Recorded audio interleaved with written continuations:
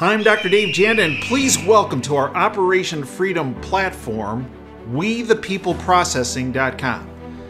You know, are you tired of being threatened to be canceled just because you have a company focused on liberty and freedom? Well, worry no more, folks. WeThePeopleProcessing.com is your go-to merchant services, freedom-based company to provide business service payment solutions. We the People Processing provides their clients a cancel culture-free platform which is domestically based. They provide competitive rates, no contracts with next-day funding, a fully vetted and like-minded financial infrastructure, and full support for integrations, implementation, and e-commerce efforts. Bottom line, WeThePeopleProcessing.com focuses on defending your company's free market growth, values, and future. Check them out at www.WeThePeopleProcessing.com. Once you're on the site, enter in password Operation Freedom or call 855-499-2024. That's WeThePeopleProcessing.com. Then, when on the website, enter Operation Freedom as your password or call 855-499-2024. We have had the honor of having my next guest as a regular for many, many, many months. And he has become a huge fan favorite because of the information he provides that you will never see in the bought-off lamestream fake media about what's happening on our southern border. And frankly, every state is a border state because we all have airports, we all have bus terminals, we all have train stations. Every state is a border state. It's not just, we think about Texas and Arizona and New Mexico and California, but every state is a border state. And the insight he provides is second to none. Victor Avila is a retired supervisory special agent with the U.S. Immigration and Customs Enforcement Agency, Homeland Security Investigations, and under the U.S. Department of Homeland Security. ICE enforces federal laws governing border control, customs, trade, and immigration to promote homeland security and public safety. Victor has been recognized by ICE and HSI for his exemplary service and professional accomplishments while serving as a special agent at the El Paso, Texas field office. Victor served as an accredited diplomat and liaison, conducting international complex criminal investigations in a wide range of violations such as narcotics trafficking, arms trafficking, human trafficking and smuggling, financial violations, commercial fraud, and counterterrorism. While on official assignment in Mexico, Special Agent Avila suffered multiple gunshot wounds and survived a violent ambush by the Mexican Los Zetos drug cartel, in which Special Agent Jamie Zapata tragically lost his life. Victor is a fantastic author. His book is mandatory reading, Agent Under Fire. You want a great Christmas present for everybody in your family and friends?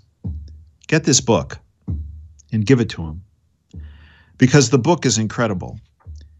And it's also insightful in that it points out not just the problems, but Victor puts a handle on the solutions, very doable and very implementable solutions to protect every American citizen, to protect our sovereignty, to protect our border, and frankly, to protect the lives of those that are coming across that border.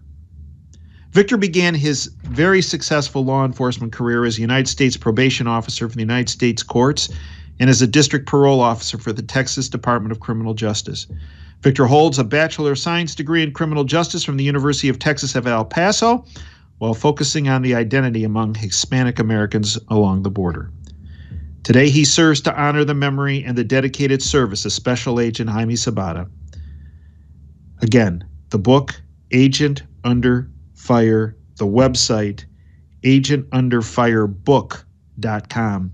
It's my honor to welcome back my friend, Victor Avila. Victor, welcome back to the Operation Freedom platform. Dave, it's great to be back with you. Thank you so much. So, Victor, there were some finally 10 years in making. The U.S. House of Representatives recently passed the Jaime Sabata and Victor Avila Federal Officer and Employee Protection Act. Educate our listeners on this incredibly important development. Well, right off the bat, thank you so much for bringing that up. It's such an important and latest piece of legislation that we passed. The murder charge that was used to convict these evildoers, the SETA cartel members, when they were extradited to the U.S. from Mexico, that statute, they said when they appealed their sentence after being convicted of murder, said that the U.S. could not use that murder statute because the murder happened extraterritorially, meaning outside of the United States. And the D.C. Circuit Court of Appeals agreed with them and dismissed the murder charge. This happened about 2 years ago, and as you can imagine, the Zapata family and I were devastated by that news. I get on the phone and I start working to try to do something about this, and I get on the phone with Congress, some senators, with the great help of the Federal Law Enforcement Officers Association. We were able to draft a new law, which is the one that you just mentioned. And last May, it was a Senate bill, passed the Senate in May. We struggled a little bit with the House, with Nancy Pelosi blocking it a couple of times, eventually able to get it to the floor a couple of weeks ago on a Wednesday, and it passed. We are waiting for Biden's signature on it. And this law will continue to now protect these agents and for full justice if in case one of these tragedies occur outside of the boundaries of the United States of America, not just for a murder, but for an assault on the employee and or their family members as well. So, Victor, what was the holdup with Pelosi? Why exactly did this take 2 years for her to move off a dead center? I mean, I realize she's busy flying back and forth from San Francisco with a plane full of booze and all the other stuff. But what exactly is going? What was her holdup? It is inexplicable and unexplainable because we had the bipartisan support. As you can imagine, not many bills are being passed the way this bill was passed just a couple of weeks ago in this fashion because of the way Washington, D.C. is broken. So, it's an achievement because how can you deny or how can you say that you're not going to support our law enforcement individuals and employees around the world helping to defend our homeland? And so I don't know what she was thinking. I don't know what her focus was. It's all politics. You start finding out it has nothing to do with the bill. Sometimes it's everything to do with their agenda. And it affects sometimes bills like this. So I'm so glad that we were actually able to finally get it through. Well, Victor, if you look at this, the people that were adversely affected, tell me if I'm wrong, were evildoers, including drug cartels. Is that a fair assessment? Absolutely. I mean, these are the people that are attacking our U.S. citizens abroad. So was Pelosi worried that she was going to upset the drug cartels? Because, there's this theory out there, Victor, that the drug cartels funnel a lot of money into political coffers and campaigns around our country and around the world. Now, is this what I mean? What's going? I don't know. Is that misinformation that the drug cartels are savvy enough to launder money into political campaigns around the world, or is that just off, or is that accurate? Well, that's something that the cartels have now, and I'm glad you bring that up because I wanted to talk a little bit more about the cartels today because have they shifted, especially in Mexico? Do they not only contribute to political campaigns, they have taken over the political campaigns. They have taken over they're terrorists, and now they not only terrorize the civilians and the citizens of that country, they have taken over the media. They have taken over the politics side of it as well. On both sides of the border, more than likely, around the world, yes, there's a lot of billions of dollars flowing around from these cartels. It's not just in Mexico and the U.S., but 40, 50 countries around the world. And that money is involved in the world banking system. And just by the activities of what they do in Mexico should be enough to concern you, because those activities have spilled over into the U.S. Just on the border alone, the cartels are killing U.S. Americans. There was I was on the border a few weeks ago, and there was a cartel member, which was Los Zetas, who faction off to what we call now, they call themselves CDN, Cartel del Noreste, or Cartel of the Northeast, went into Zapata County, just on the other side of Texas, there in Laredo, and killed an individual in his house. Another cartel member they're looking for, something that had to do with his father. The fact here is that the cartel is coming over to the U.S. and committing these type of crimes. Right now, there's a huge caravan that's forming, and the latest that I just heard just a couple of days ago is that there's about 4,500 strong already formed, but they're going to Arizona. They have made a decision. They're going to Arizona. There's a part of a caravan that's coming from the Tijuana area that might join them and put them about 8,000 to 10,000. But here's the big difference, Dr. Janda, is that it's not you're not going to see what you saw with the Haitians, where the Haitians were mostly compliant, stayed under that bridge, and kind of did what the U.S. officials told them to do. These individuals that are coming are a lot of gang MS-13 members, prior G-ports, leading the charge, also acting as security for the caravan. And this NGO that brings them in, by the way, they're called the Pueblos Sin Fronteras, like the Towns Without Borders people, a very left-wing organization. They don't care. They're going to storm. They are very aggressive. They are coming into Arizona, and it's going to be a different scene than what you saw in Del Rio, Texas, just last month or a couple of months ago. And very, very concerning, because I made some phone calls over there to Arizona and spoke to some elected officials, and they're not prepared. They are not prepared to what's coming. And the last thing, I might have mentioned this to you before, I don't want to see any bloodshed at our border. And we're going to be at a point where it's going to be inevitable. So, Victor, many people have the false assumption that there's nothing you can do about this. And in fact, in your book, Agent Under Fire, you speak about common sense, implementable solutions that, no, this doesn't have to occur. Oh, so okay, Victor, we're going to make you the Secretary of Homeland Security as of this minute, okay? You know that these thousands of individuals that consist of some members of the MS-13 gang and other lovelies are headed, I don't know, the air traffic controller of illegal immigration have headed them toward Arizona. Okay, Victor, if you were Secretary of Homeland Security and you got wind of this information, what does Victor do? I immediately send a surge. And I'm talking about a surge where it combines not just the federal assets that we have of federal law enforcement, the Border Patrol, and I'm not just talking about Border Patrol and ICE. I'm talking about U.S. Marshals. Let's get some air marshals down there. Let's get some DEA agents. Let's get some FBI agents.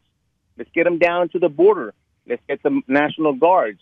Let's get everyone that we get together, united, because I would then allow the states and the counties and the sheriffs to join us in this one effort. But this is the big difference, is that I would allow our federal employees to exercise their law enforcement power and actually enforce the law. And we're talking about immigration law. I wouldn't ask them to do anything illegal, but what's already in our books. Enforce our laws and stop the individuals from coming in the first place. We will look at the asylum criteria, which we know that they don't qualify, and you will stay in Mexico. Remember, Remain in Mexico policy is in effect right now, and the Biden administration continues to ignore a Supreme Court order. Title 42 is in effect because of the pandemic. They continue to ignore that. You and I have to abide by the laws. The illegal aliens do not. The caravan will come. The MS-13s are coming. They have drugs with them, by the way. They're carrying drugs. They have joined forces. with these caravans. Who knows who else is in there? We've got Afghan refugees that you have seen get arrested around the United States already committing horrific crimes, and they're going to incorporate themselves into these caravans because they know that this is one of the easiest way to gain access into our country. And in addition to the drugs, as you've pointed out time and time again, Victor, there's weapons trafficking, there's human trafficking, there's the drug trafficking, and there's also the bioweapons trafficking. Because as you've pointed out, many of these folks coming across the border are not just unvetted, they're not just untested, they are carrying with them communicable diseases. Yes, all of the above. And right now, the safety and concern is because a lot of these criminal element, these individuals, man, you should see the arrest of the ones that the Border Patrol agents are able to detect and detain right now. There's a tremendous spike in prior deports, convicted felons that have been convicted, people that I possibly arrested 20 years ago that went to prison in the United States, served their time, were deported after serving their time. They're all coming back, Dr. Janda. They're all coming back, and some of them are being interdicted, most are not. The smuggling, you mentioned the smuggling and the trafficking, the human smuggling down in the southern border, in the Laredo area, in that sector, over 200 stash houses. And the cartels are having a free-for-all in smuggling people. And you wonder, why would you have to be smuggled if you could just walk over and turn yourself over to the Border Patrol, right? Well, these individuals are smuggled because they have criminal histories, because they have they're cartel members, they're gang members, and they continue to bring them, and you don't count those. Those are not part of the apprehension numbers that you see of the 1.7 million that have come in the last fiscal year, and that is the concerning part. Because guess what? These individuals are going to end up in your neighborhood all throughout the United States of America.